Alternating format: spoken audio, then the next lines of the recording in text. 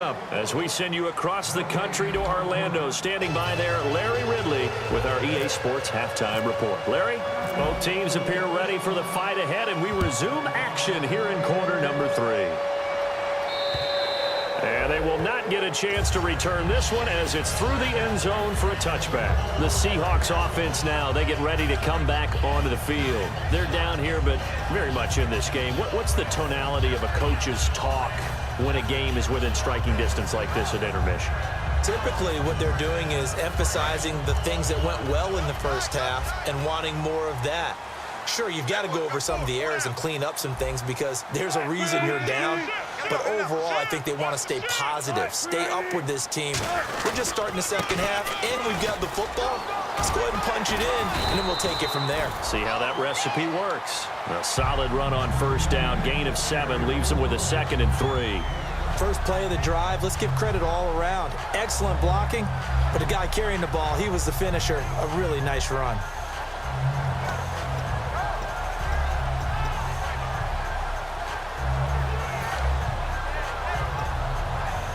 Second down following the run.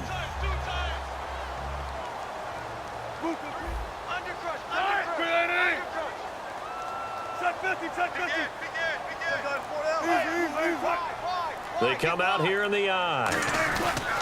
And he'll give it here to his running back. Give him 3 yards and a fresh set of downs. Tough day, tough sledding right there, and it's been that way the entire game. Not a whole lot of room to ramble for him. Yeah, you're right. It's been that way all afternoon. Didn't get a whole lot better there.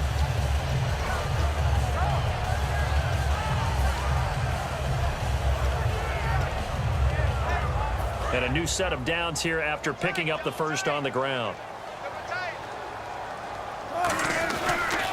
Now a handoff as they run left side. And unable to get downhill there as he'll take this up to about the 37. Credit him with a 1-yard gain there to make it 2nd and 9.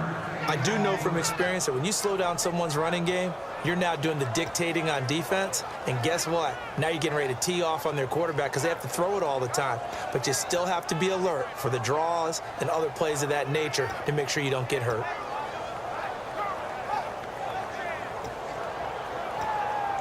And after the play on the ground, that brings up 2nd down here.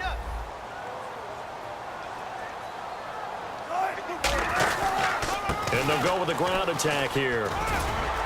And he's across the 40, 3 extra yards to the 43. Give him 6 yards on the carry. It's going to be 3rd and 3 now. They're going to hurry back to the line now. And once again, leverage wins. The offensive line, lower than the defensive front. They moved them and found some good space for the guy carrying the ball. No gain on the play there. A nice job defensively. And it likely forces a punt situation on 4th. Here's Swayze Waters now as he'll kick it away for the 2nd time.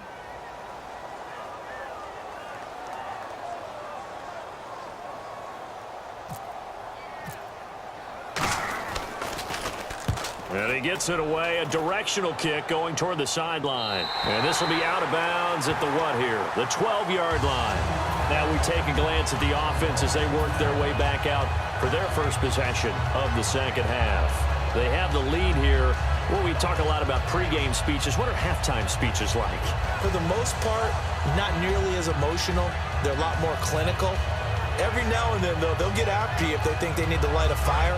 But in this case, let's go into the virtual locker room, because here's what I think happened. They got in there and they said, listen, let's take control right away. Yeah, defense, we got the lead. Defense, don't give up any points. Turn the ball back over to the offense and let them go down and score and give us more of a cushion in the game. Check so far. Defense shut them down. Let's see if the offense gets done. The best defensive linemen, they play with great leverage so they can get low and not get bowled over by offensive linemen. They have excellent hands. They can throw people off on a play. We just saw a great example of a really good run stop by a guy playing the defensive tackle position. Here we go.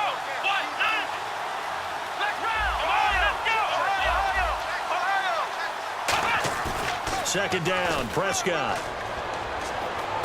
And he fires one incomplete. Philip Dorsett, the intended receiver. And it's 3rd down. We know it's not an easy job to go out and catch passes when people are trying to tackle you and knock the ball away. But the bottom line is, that's a pass he's got to have and a pass he should have caught.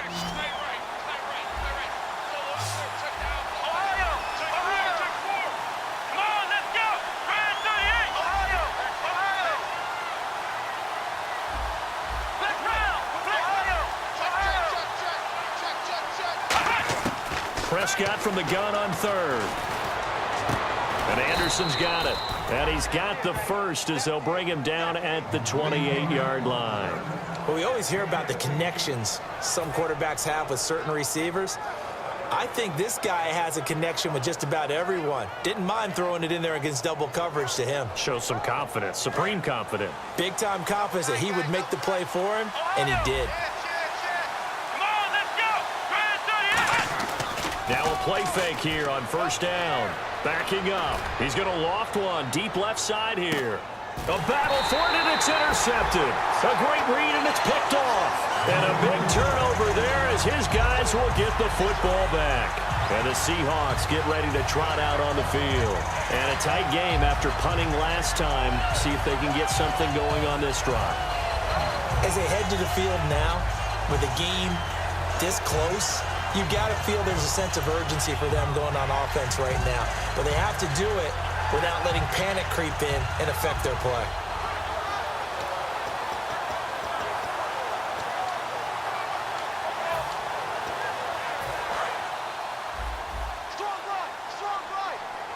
They come out 5 wide, 3 of them to the right side. After the interception, here's Wilson. Pressure comes, and Wilson's going to go down. That one will set him back nearly 10 yards here on first down on the sack.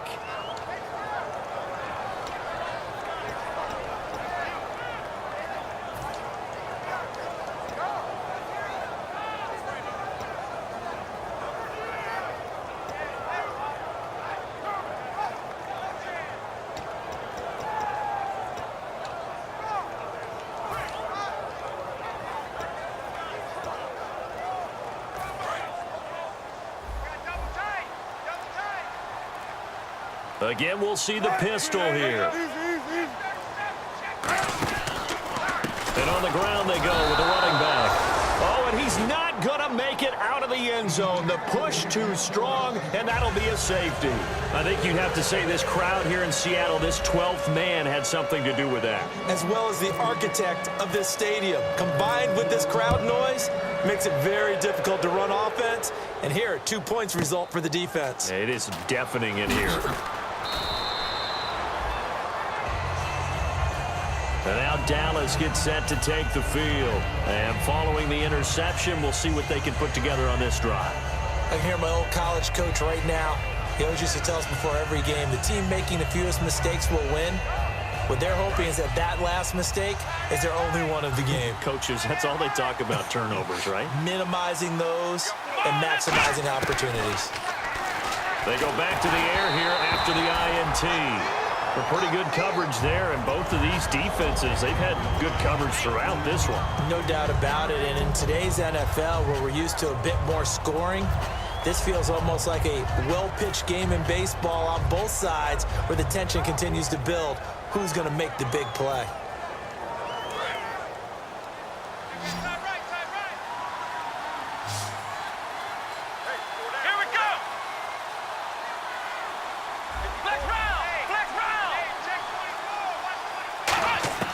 Throwing again, Prescott on 2nd and 10.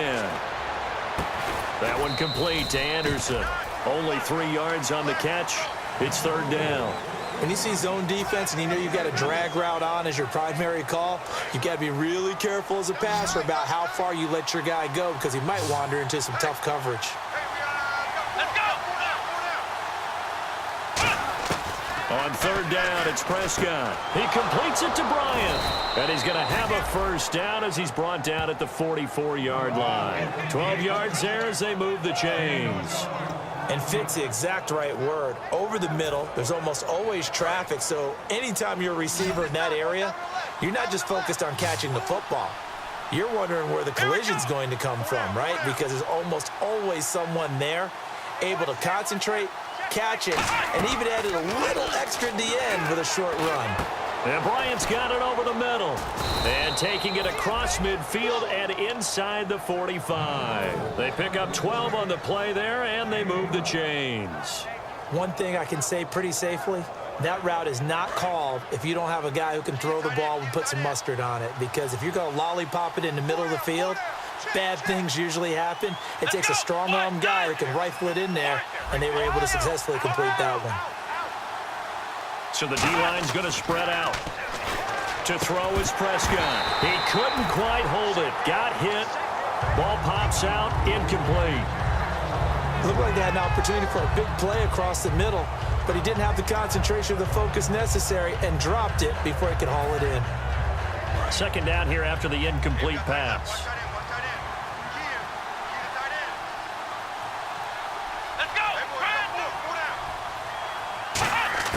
A second down throw for Prescott. And incomplete there. A nice hit. Jars the ball free and brings up third down. After watching him drop that slant, I can hear my old coach's voice ringing in my ears right now. You can't run with the ball until you catch it. Trying to get those rack yards before he secured it.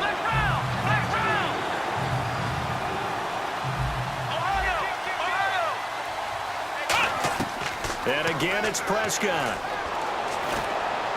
And able to find Dorsett. And he's able to pick up the first down here before he goes down at the 26. He's such a good route runner. Shows it there on third down. Very proficient and a good pass. And you know what I've observed over the years in the NFL? The better a route runner you are, the more confidence your guy's going to have in you to go to you in important times because he can trust you being in the right spot, and they connected there and picked up a first down.